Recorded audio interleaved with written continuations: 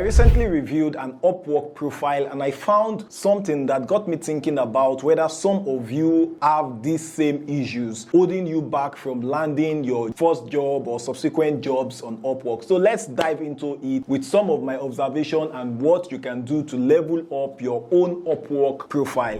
The first thing I notice is education. Many of us are doing things that are different from what we studied at the university, and some of us are even undergraduates. So it helps to show continuous learning actually. So you need to consider taking a short course from platforms like Coursera, EDX, something like data analytics for business. When you take some of these courses, especially those affiliated to foreign university, it has this fancy touch. For example, like the most recent education on my Upwork profile is not Obafemi Awolowo University Ile-Ife. It is a content strategy course that I took in the university in the US. John's most recent course is UX Design Fundamentals from Leeds University, while Laide's course is Agricultural Science from Akungba. There is a high likelihood I would want to go with somebody whose most recent education on their profile is something related to the job I want to give. I'm not saying that is the only yardstick that clients consider or that your client will consider, but that is one of those things that actually forms their decision on whether to hire you or not. So adding a recognized university institution to your profile actually boosts your credibility. So the second thing I'm going to talk about is your niche focus. Suppose you have chosen a niche like SEO content writing or e-commerce marketing. That's a good start. So specialization helps you to stand out, but it is not enough to mention it. It's just saying like I'm specialized in this. Highlight unique edge and unique tools that you have mastered, specific industries that you have worked in, and metrics that you have achieved for past clients. Maybe talk about your achievements, like maybe you've helped somebody manage a YouTube channel. You started managing the YouTube channel at 200,000 subscribers and now they are presently on 1 million. Adding figures, adding numbers, it really helps. So the third thing I'll talk about is your introduction video. Many freelancers actually skip this. An intro video can actually set you apart as it projects you like a real human, unlike most other freelancers hidden behind just their proposal text who remain abstract beings to the client. Think of your Upwork profile as an elevator pitch. Share what you do, the results you bring, and how you can make the lives of the clients easier. Keep it concise. I would typically recommend between 30 to 60 seconds. That might be ideal. There's no hard and fast rule to it anyway. I've been making money on Upwork for about 3-4 years, full time. Okay, so let's talk about number 4. Number 4 is your hourly rate. I've said this several times.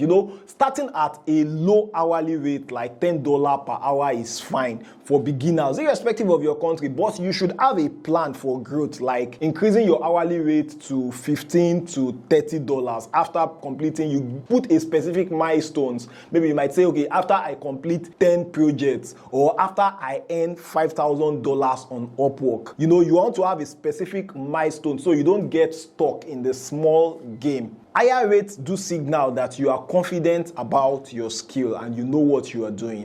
And this is a good place to invite you to join this community. You can join our WhatsApp group, and if you're not subscribed to this channel, please subscribe. You would get value for it, especially if you want to make money on Upwork. So let's talk about number 5, Upwork Agency. New freelancers are always quick to set up Upwork agencies, which can be a distraction. So if you've set up an Upwork agency, except maybe if it's already giving you money, because I stand to be corrected, I am not on everybody's account, but I say things I say based on my own personal opinion, the account of my friends, some of my friends that we discuss Upwork together and stuff like that. Okay, so unless you are actively landing clients, which I doubt as a new freelancer on Upwork, or you are investing in promoting an Upwork agency, it might not be good for you because it might deter agency clients from hiring you. You actually want those agency clients to hire you. So if you are an agency and they are an agency, they might be seeing you more like a competition. instead of as a collaborator. But I know there are exceptions to this, but that's not the scope of this video. Many clients actually prefer to work with individuals. They want to communicate directly with those that will execute their project, and it helps them save costs. They understand that when you go through agency, you incur more cost. And if agency is not your primary focus, or you already have an agency in your local space, in whatever country that you're trying to move the agency from offline to online, I would advise maybe pausing the agency, and first building your individual reputation first. When you get your individual reputation right, then you can set up an Upwork agency. Number 6, for each specialized profile that you have, showcase relevant samples. For instance, are you offering social media management? Include a case study or analytic screenshot of your previous projects. As a graphic designer, upload the eye-catching visuals that you've done. Tailor each description to specifically highlight client project for that particular skill. What I'm saying is that, you might have 2 skills. Sometimes, like, you would see somebody offering graphic design and social media management. So when you are writing description for that social media management, focus just on that social media management. So make your description personal, not like robotic. Don't let it sound like something written by an AI. Yes, in spite of the fact that AI has actually improved drastically, but sometimes you can read some things and you can tell that it is written by an AI. Yeah, it doesn't affect the price of Gary in the market, but sometimes it just creates an opinion of you. Number 7, your profile picture. I have always said this, that your profile picture is usually the first impression that a client gets. Is yours doing the job?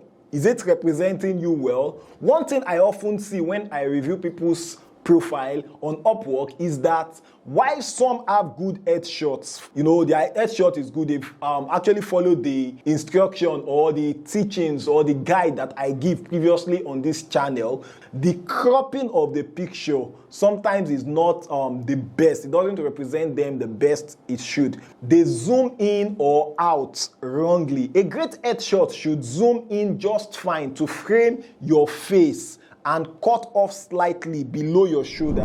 Okay, so let's talk about number 8. Number 8 is your profile description. Your profile description should hook the client immediately. The first 2 lines, take your time to write the first 2 lines. You can even separate it in some cases. I see in some cases that people start that first 2 lines with maybe like a generic quote. Even if you're going to use a generic quote, ensure that you link it back to the client. In that first line, you want to use words like you, your, so that anybody that is reading your profile description would actually feel like you are talking to them and not just writing a letter or speaking generically. You get? So you want to skip generic intros like I am hardworking. That's like focusing on you. Or you are just using random clever quotes that feels like an article instead of feeling like you are speaking to an imaginary client that is reading your profile. You need to address their needs. For example, you can say something like, when you need blog post that keeps your readers hooked and drive traffic, I am the go-to guy known to craft SEO optimized content that ranks and convert. Do you understand? Like, yeah, you blew your own trumpet, but ensure that anytime you are blowing your trumpet on your profile, you are blowing it by reflecting how what you are good at can benefit the prospective client that is reading it. So then avoid repeating maybe things like your name or overloading your description with buzzwords. You want to sell, but you don't want to sound too selly. So use as many keywords as possible though, but conceal them within sentences and always add a call to action like, let's bring your idea to life. Let's bring your idea to life is actually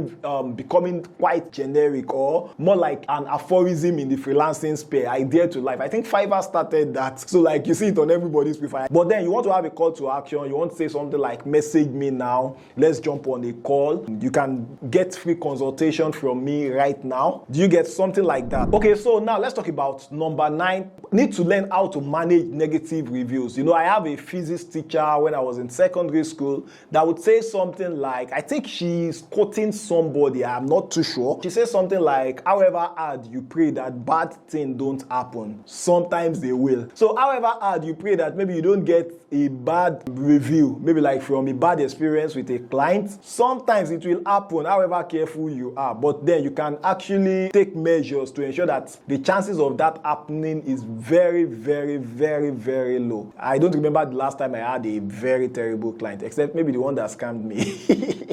Okay, so the key is to respond professionally. You know, Upwork did a very good thing for freelancers. Thumbs up, Upwork. Maybe let me clap for Upwork on this one. You know, the fact that it's on Fiverr, if a client writes a bad review for you, that's it. You can't share your side of the story. So you as a freelancer, you can use your freelancer's response to actually share your own side of the story politely. Note that I said politely. For example, I appreciate the feedback and I've used it to improve my processes. That's something you can say. Then you can say this shows accountability and a willingness to grow. In other case, you use this to tell your side of the stories or share your own perspective of that project with a client so that prospective client can understand. However, you need to be very polite and respectful. I'm emphasizing this so that when other people see, okay, this client gave you a 2-star and the client explained his side of the story that, oh, you did 10 instead of 50, then you can come and tell your side of the story that when the project started, when you agreed on a price, you guys agreed on 5. Now you did 5 and the client wanted more without wanting to increase the price, and then you did it just to fulfill all righteousness and please the client, and now you've done 10 and the client still wants 50 and keeps moving the goalpost.